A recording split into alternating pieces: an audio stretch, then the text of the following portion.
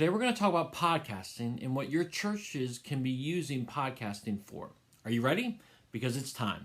You're listening to the Church Digital Sidekick Podcast, part of the TCD Podcast Network. Hey, my name is Tom Pounder. I'm the host, and this is the Church Digital Sidekick Podcast. Podcasting is really a big deal. I mean, obviously, you're listening to a podcast right now, assuming you're listening to the audio version, not the video version of it. But podcasting is really a big deal right now, and lots of people are using it to share content and share information, and lots of churches are using it. So what can your church or your ministry use podcasting for? I invited my friend Joe Radosevich to the podcast. He's been on the podcast before, and he's just someone great to talk about. And he actually is doing a new podcast that is targeted towards his local community.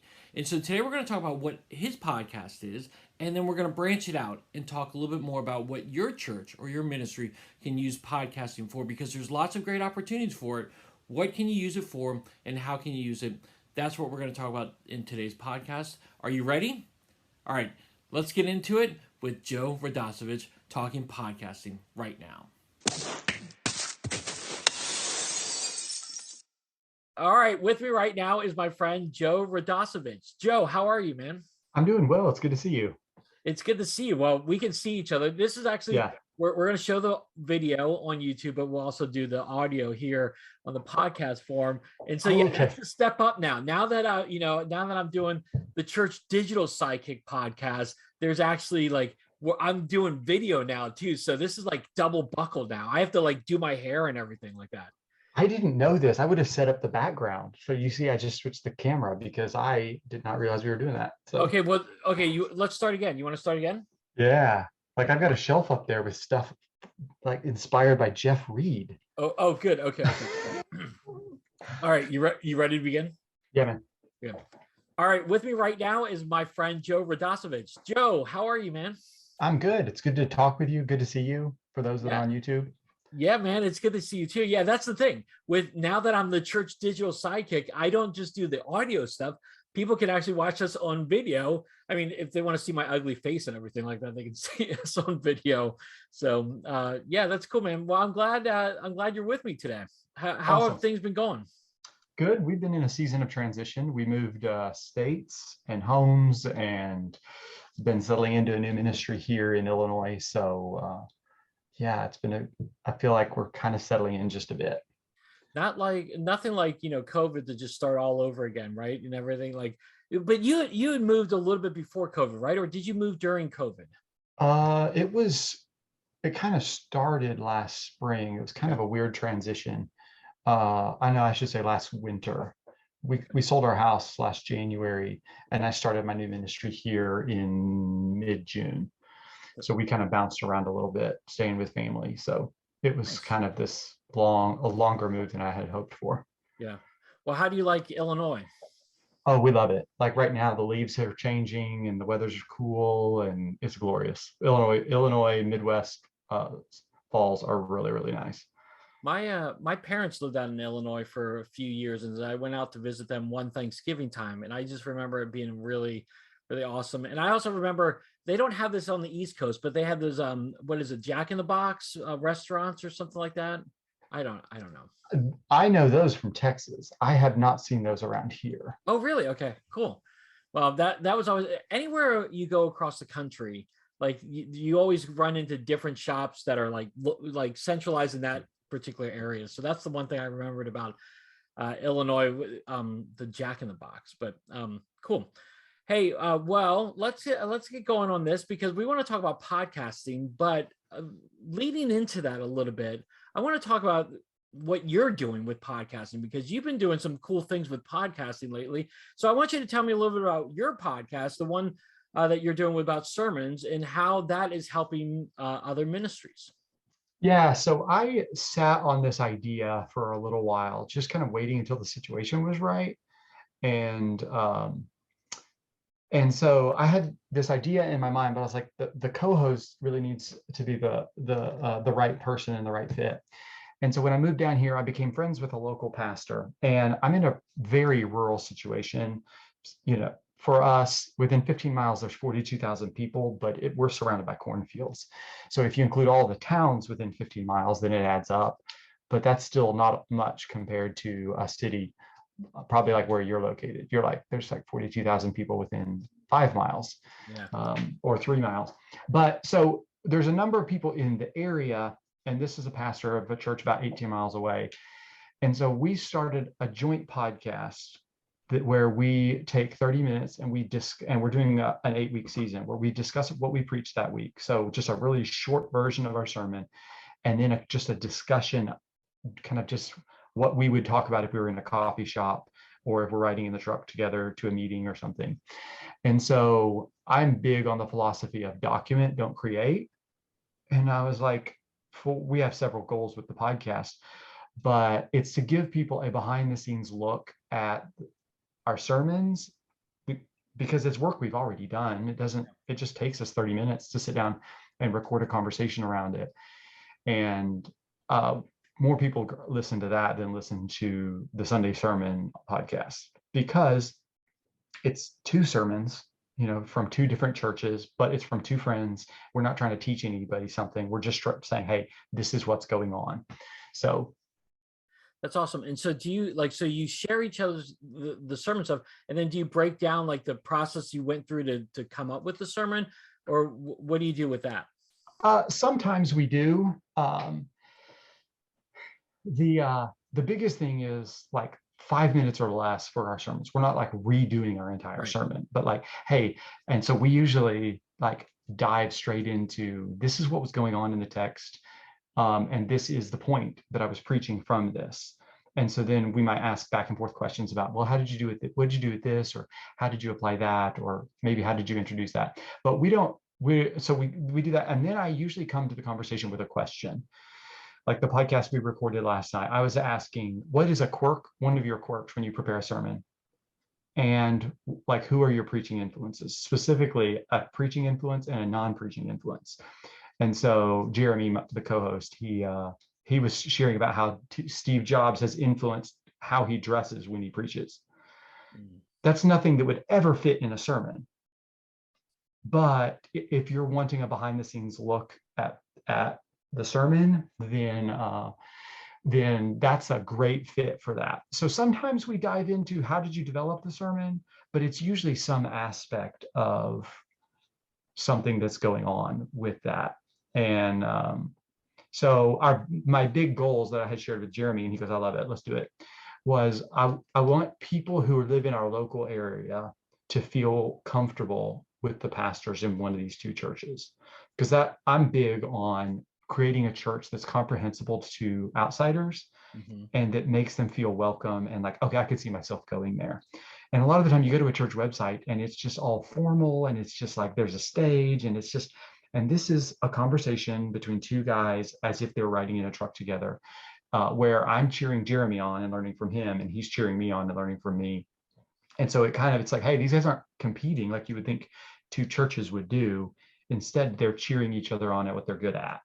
And so one is to help make our church comprehensible to people in our community. And one of my big goals is to have 4 times as many visitors in a year as we average on a given Sunday.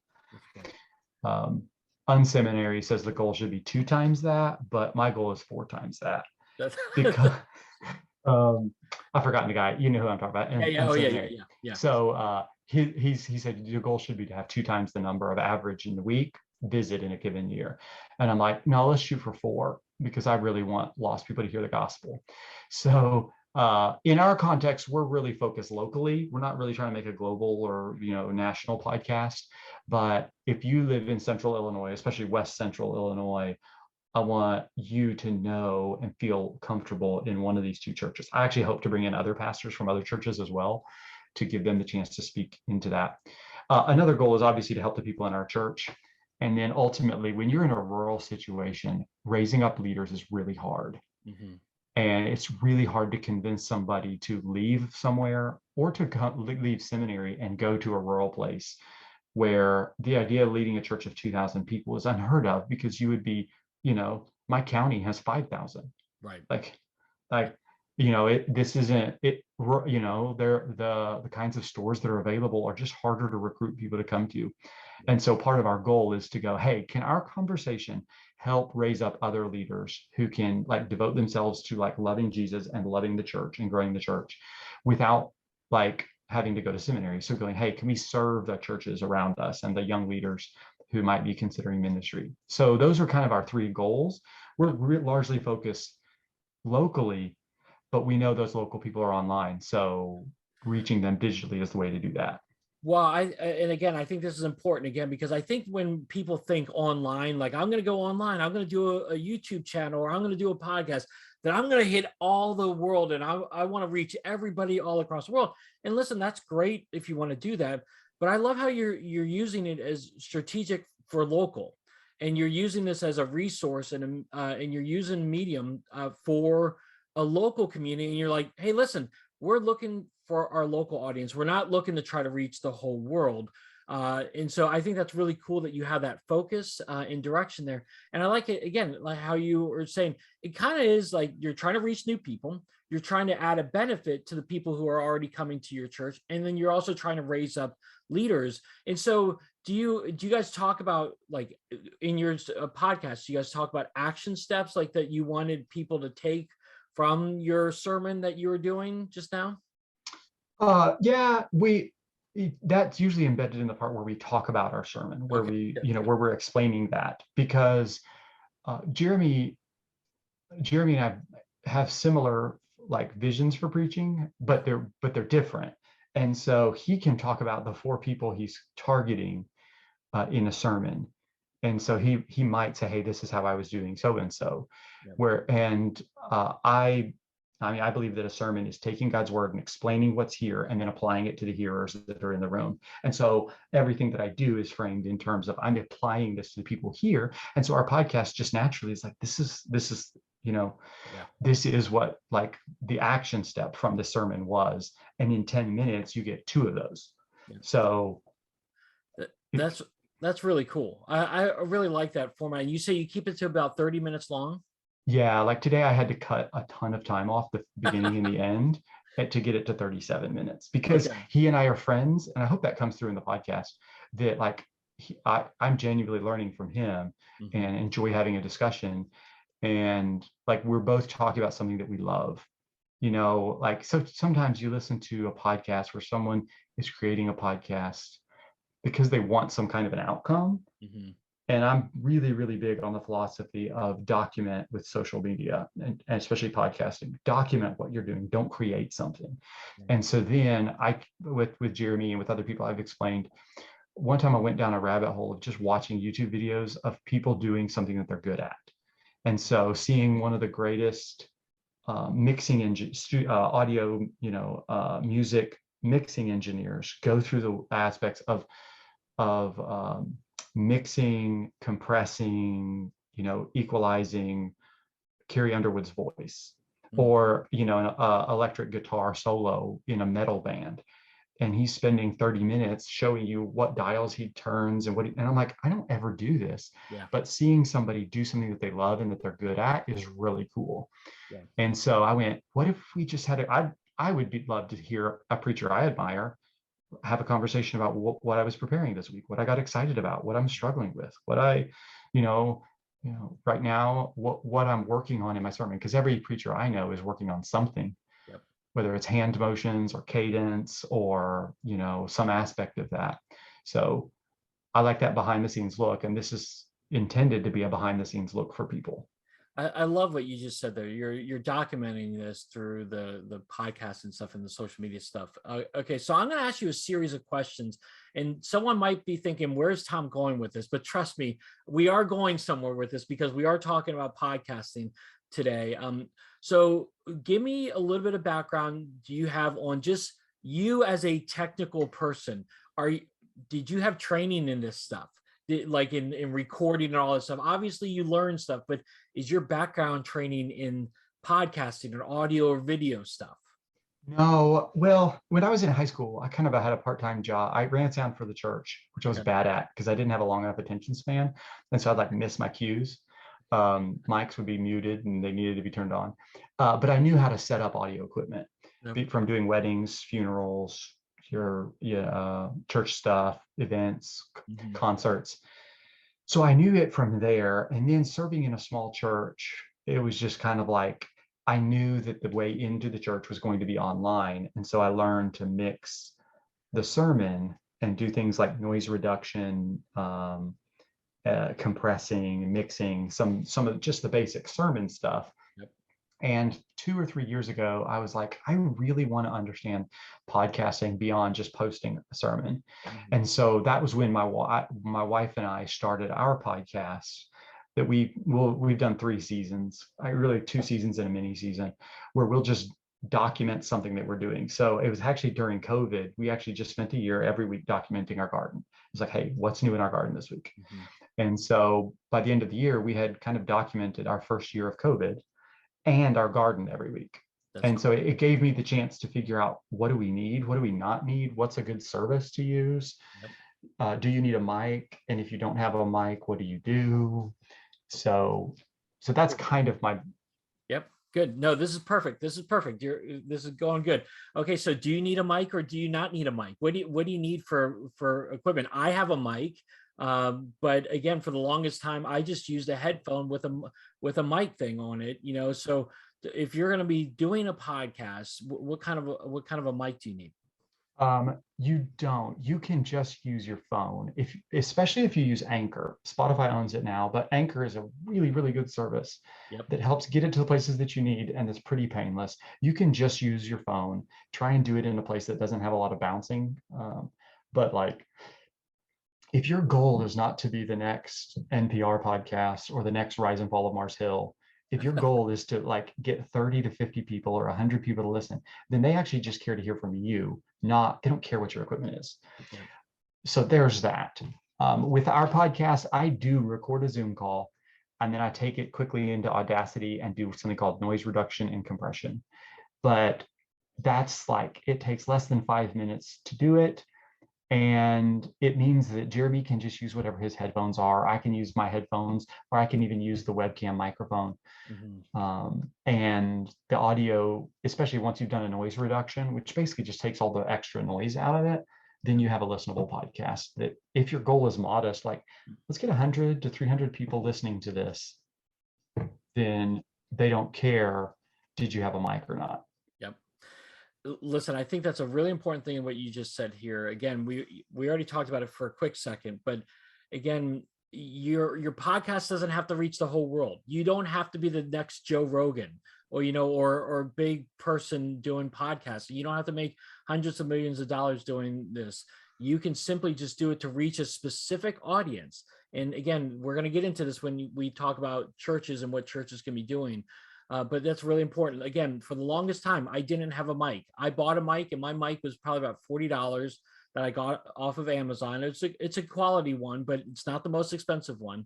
And so you don't need to do that. And then you can get a service like Anchor. And I would strongly recommend that. I actually just switched my podcast over to Anchor as my host, and you don't pay anything. It's completely free, and it's really easy to put together. What do you put your podcast actually together in Anchor, or do you use another program? I do now. I have done it in Adobe before.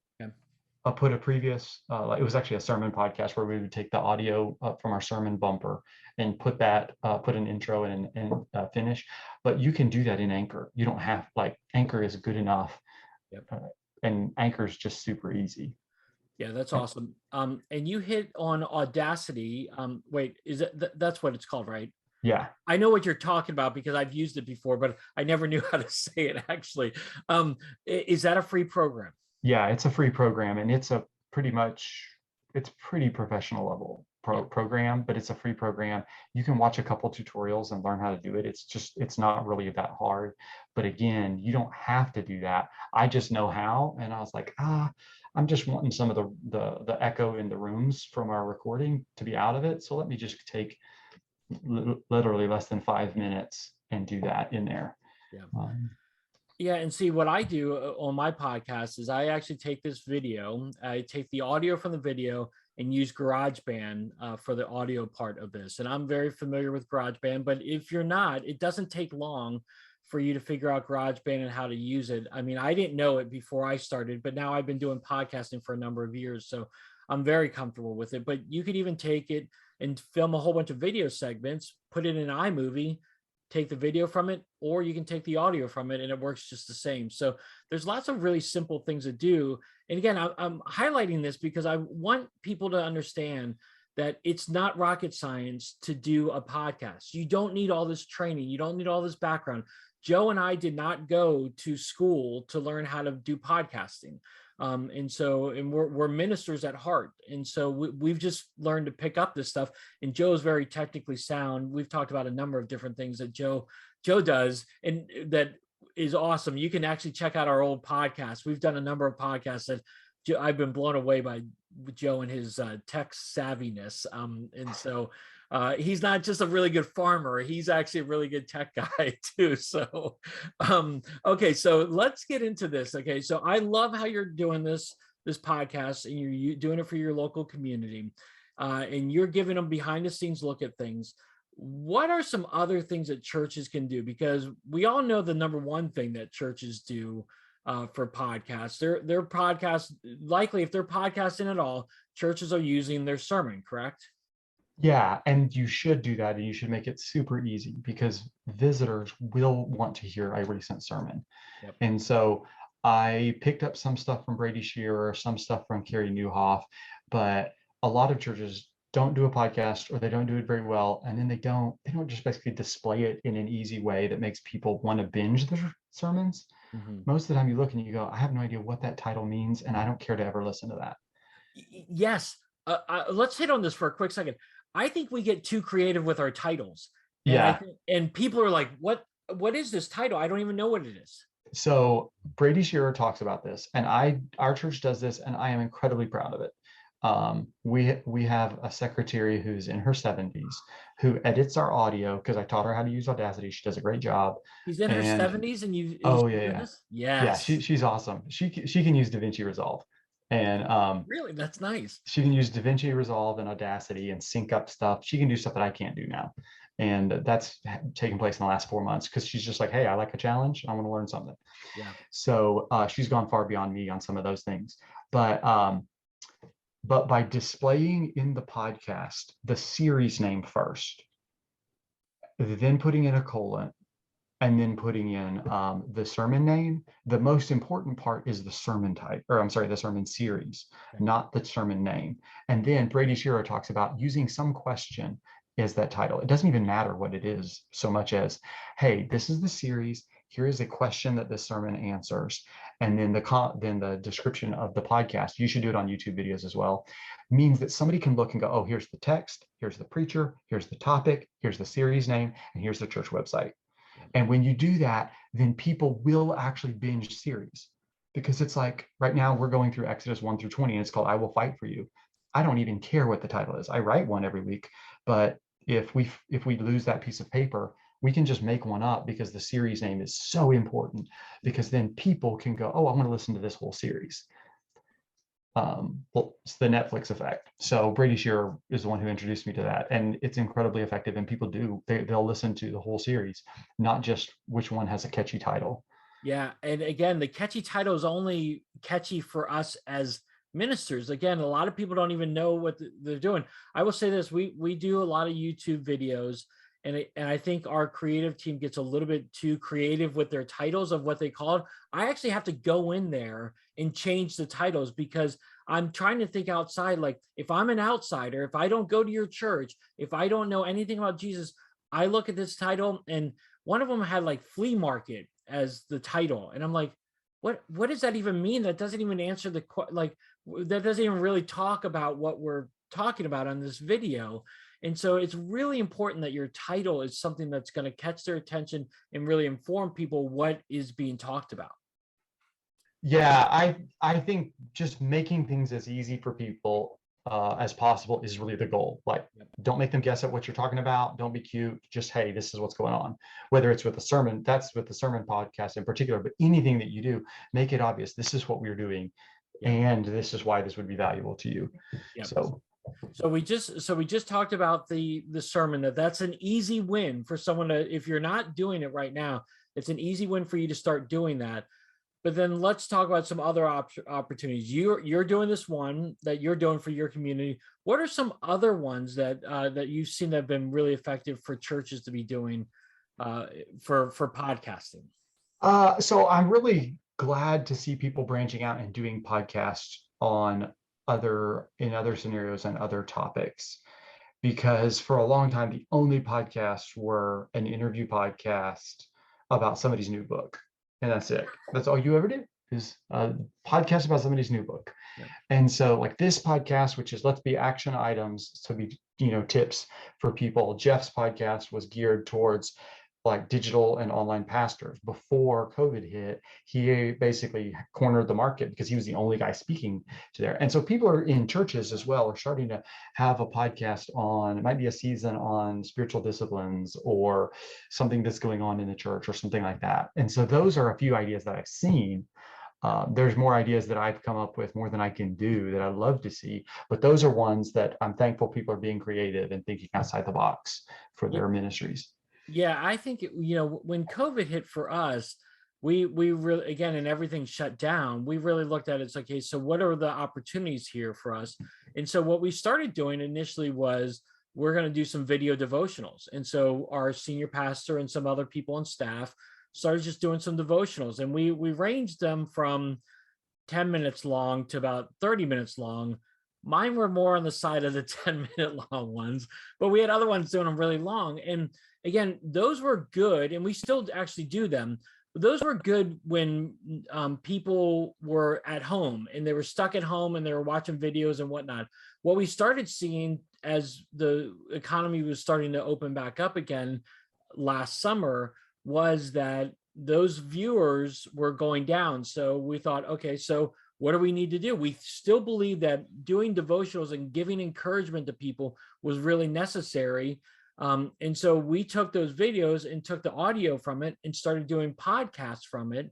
And we've seen a huge spike in our podcast, because now our podcasts are more than just the sermon. They are daily encouragement that people can get. And we're trying to answer questions that people are asking. So I think that's a really important one that we've seen and we've utilized podcasting for. Awesome. Yeah, I've had some discussions. I love the question one, because as a pastor, people ask questions, and like it could be a child saying, like a boy asked me, he said, if God can do anything, why doesn't he end sin? And I went, and so like on both the level of like talking to him, but going, if he has this question, somebody else does too. Yes. Let me just write that down. Like the other night after someone's death, somebody asked me a question about the relationship of like people between heaven and hell. What does the Bible say about, not actually between heaven and hell, it's actually heaven and earth. And so he's like, what does the Bible say about this? And I went, you know what, if he has that question, somebody else probably has that question. Let me write that down. So I don't have a podcast around that, but I think it's a great fit for the staff to be like, let's just keep track of any questions that people ask us. And then let's have a discussion talking about them. Yeah. Because, if an atheist asks a question of somebody in our church and they're left going, how do I answer that? And they ask you, then more than likely somebody else in the church has an atheist friend who asks them a question. Yeah. No, I agree. And you can really change it up a lot too, because again, as the seasons of the year change, you can ask, like I took a time where I answered questions about Easter or Christmas. And so I took those themes and I said, okay, what are the questions people are asking during Christmas time? And so you can really come up with a lot of questions and that you can answer. So, well, let me ask you this question. So someone might say, as they're listening to this talk, they're like, this is great. This sounds like a good idea, but I'm just Joe Schmo. I'm just someone random. No one's going to listen to me. Why should I start a podcast? What kind of encouragement would you give them about starting a podcast? Well, first of all, if you have somebody that will pay attention to what you have to say. Yeah. Whether you pastor a church of 30 people or you pastor a church of 3,000 people, somebody right now is listening to you. Mm-hmm. And so rather than being like, man, how do I become a televangelist? Like, God wants to use me with certain people in my circle of influence. And so having a podcast about, I mean, for my wife and I, it's about our garden. I mean, it wasn't a huge podcast, but there would be between 30 and 50 people every week that would want to hear about our garden and what we're learning and what we failed at. And like, then they would like tell us about their gardens and what they're learning and what they're growing, and they'd be far beyond us.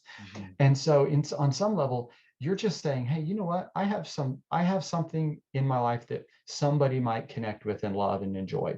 And that digitally, people can connect with people who aren't just physically near them.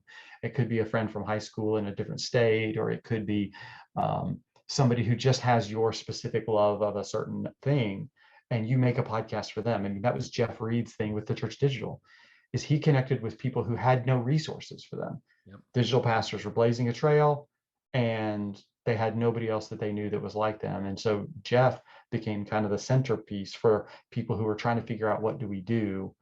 Yep. And so like digital allows you to reach people where they're at the time that they want to be reached and when they're interested.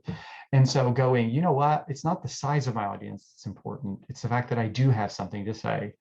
And I think documenting is way better than creating. Honestly, nobody wants to hear you create a podcast on the latest news of the day, but they might care about to hear you say something that you're passionate about and some hobby that you have, or something that you're doing in your church.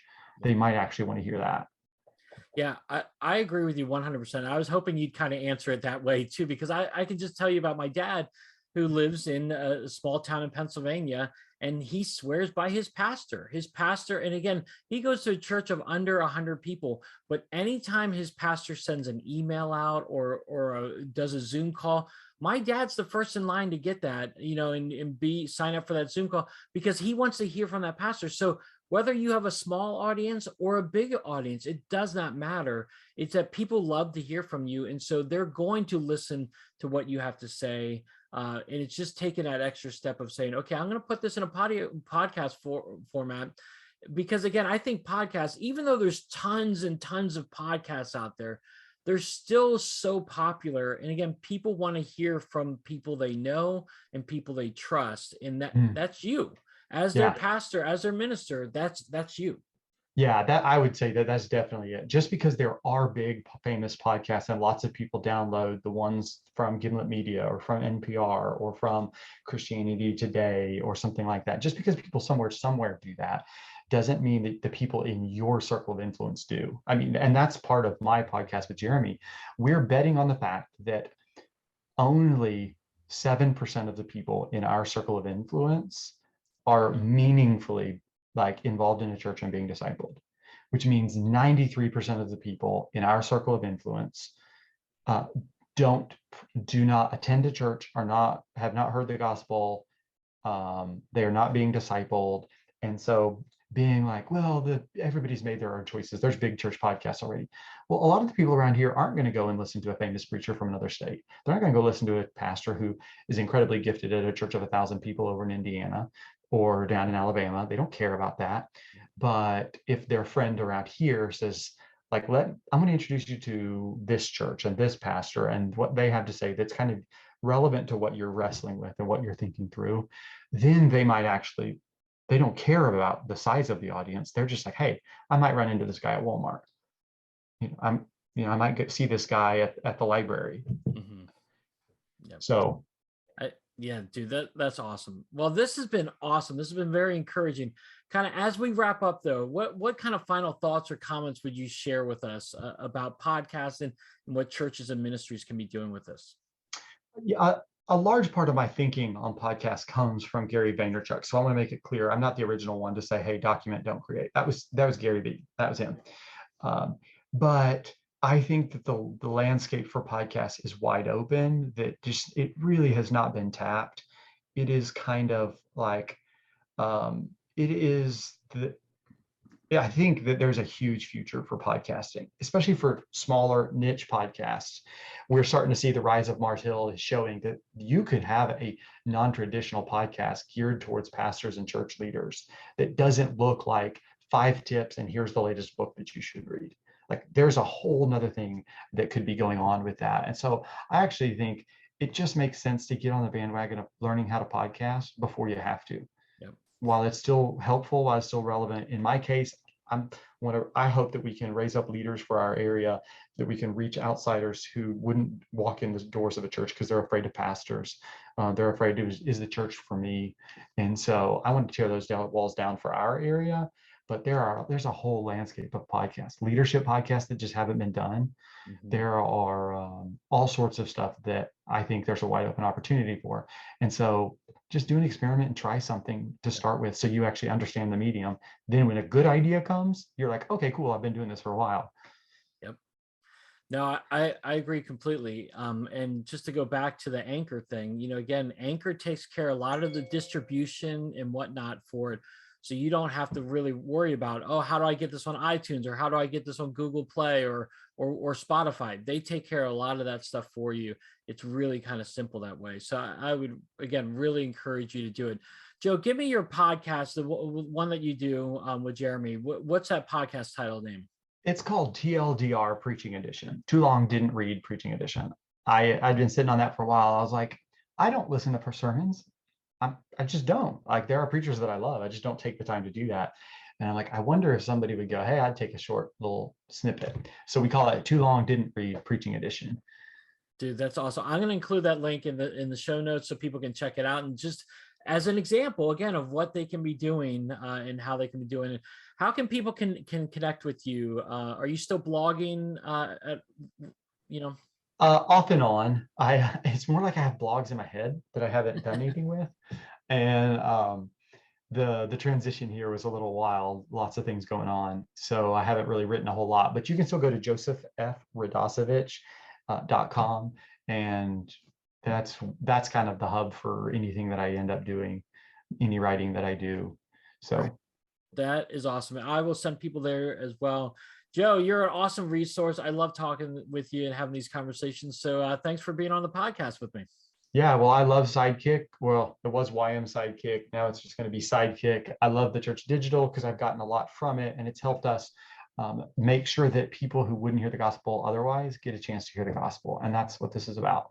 Yeah, well, it is awesome. And I appreciate it. Again, it's been great hanging with you over the years. So this is awesome. So thanks, Joe. And until next time, have a great one, man. All right. Thanks, Tom, for having me. All right. It's always great to talk with Joe. I love having him on the podcast. And I love how he's using his podcast to minister to his local community. He's not thinking worldwide vision and how can I get my name out there? How can I get my brand out there?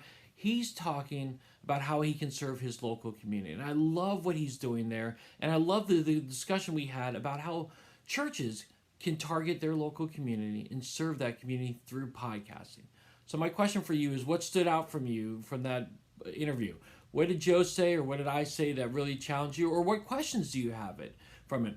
If you've got questions, if you've got thoughts, I would love for us to carry this conversation on. You can either post it in the comment section or hit me up on Twitter at TA Pounder. That's my Twitter handle. I live there. I love to talk with people on there. So if you've got questions or thoughts about this podcast, go on Twitter and share that. I would love to have this conversation with you a little bit more. All right, heroes, well, that wraps it up for this episode of the Church Digital Sidekick Podcast. Thanks so much for being with me today. As always, if you love this content, you can go and subscribe to it from iTunes, Spotify, or you can go to thechurch.digital and subscribe to it as well. There we've got lots of other content and lots of other thoughts and ebooks on there about what you can be doing in this digital age to encourage and inspire people in your community. So go to thechurch.digital today. All right, heroes, well, I hope you have a great rest of your day, a great rest of your week, and until next time, have a great one.